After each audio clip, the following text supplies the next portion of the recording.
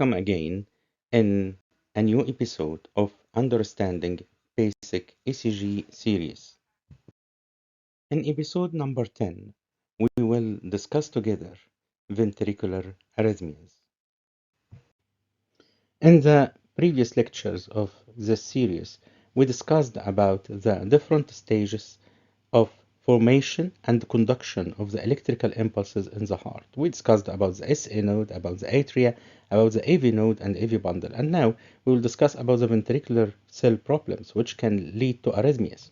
So first we'll start with the premature ventricular complexes, which can happen due to occasional focus firing, and the site of the focus is in the ventricle.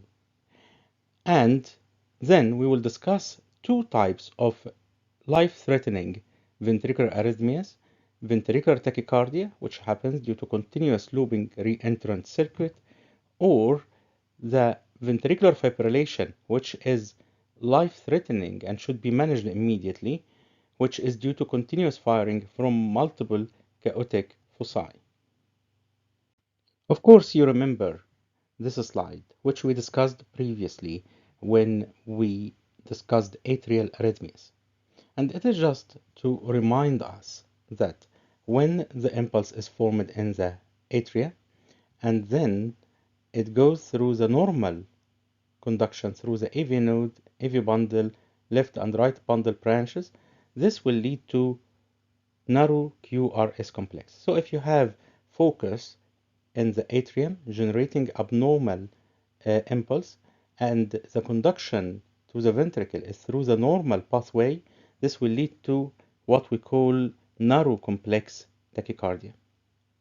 But if you have the focus in the ventricle, here the conduction would be cell-to-cell conduction. It would not follow the normal pattern of conduction through the AV node, bundle of Hess, and left and right bundles. And this will lead to wide and bizarre QRS complex. So what do we expect in the ventricular tachycardias? We expect wide complex tachycardia. Premature ventricular complexes can occur in several different patterns.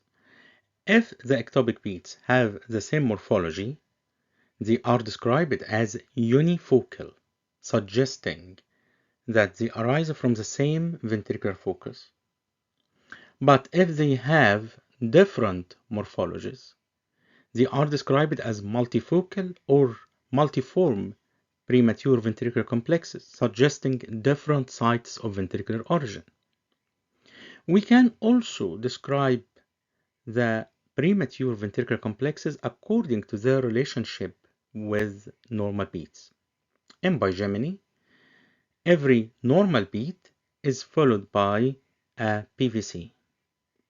In trigeminy, a PVC occurs after every two normal beats. As you can see here, 1, 2, and the third one is an ectopic. But in bigeminy, one normal and one ectopic beat. Recognizing these patterns is useful when describing an ECG systematically. But also, there is an important pattern to recognize, which is the R on T phenomenon. Here you will find a premature ventricular beat occurs early, and the QRS complex falls on the T wave of the preceding beat. So we call it R on T phenomenon. Why? Why it is important? The T wave represents ventricular repolarization. And during part of this period, the myocardium is particularly vulnerable to premature stimulation. Having R on T phenomena can therefore potentially trigger a serious ventricular tachyarrhythmia. So, the important message is not simply to identify a premature ventricular complex, but also to look at what that premature ventricular complex occur in relation to the preceding T wave, because having, for example, R on T phenomenon is risky and can lead to serious ventricular arrhythmia. Now we move from isolated ventricular ectopics to two serious types of ventricular arrhythmias, which are ventricular tachycardia and ventricular fibrillation. So ventricular tachycardia, it is a rapid rhythm arising from the ventricles. On the ECG, we typically see a regular, broad, complex tachycardia. Because the ventricles are being activated abnormally, the QRS complexes are broad, as we agreed previously that the ventricular QRS complex would be wide QRS complex. So usually it is greater than 120 milliseconds or more than 0.12 seconds. So it is wide complex tachycardia and often have an abnormal morphology. If you see a regular broad complex tachycardia, particularly in older patients or somebody with a structural heart disease or previous myocardial infarction, ventricular tachycardia should be considered the diagnosis unless there is convincing evidence otherwise. And we will come later to this point. Here you can see that the heart rate is about 160 beats per minute. It is regular arrhythmia, and P wave is not there because the impulse was not generated through the normal pathway, and consequently there is no PR interval, and you have wide QRS duration. The other type of serious arrhythmia is ventricular fibrillation. Ventricular fibrillation, as you can see in this ECG, it represents chaotic and disorganized ventricular electrical activity. There is no coordinated ventricular depolarization, and therefore there is no effective ventricular contraction. And if there is no effective ventricular contraction, this means that there is no effective cardiac output. Therefore, ventricular fibrillation represents a cardiac arrest rhythm requiring immediate recognition and emergency treatment. As you can see in the ECG, it is completely irregular rhythm, and there is no identifiable P waves, QRS complex, or T waves. And instead, we see irregular, chaotic electrical activity varying in amplitude and morphology. So if we put both together in front of each other, we can see ventricular tachycardia, which is wide complex tachycardia, and may temporarily sustain the cardiac output. So you can have two types of ventricular tachycardia. You can have ventricular tachycardia with sustained cardiac output and hemodynamic stable patient, or you can have ventricular tachycardia with hemodynamic instability and severe hypotension. But in ventricular fibrillation, there is absolute electrical disorganization. It is completely irregular, and there is zero output. It is cardiac arrest rhythm. Another important type of ventricular tachycardia, which we consider a form of polymorphic ventricular tachycardia, and it happens mainly in patients with long QT interval. So patients with long QT interval, whatever due to drug or due to disease, is a big risk factor for this type of ventricular tachycardia, which is called Torsades de points.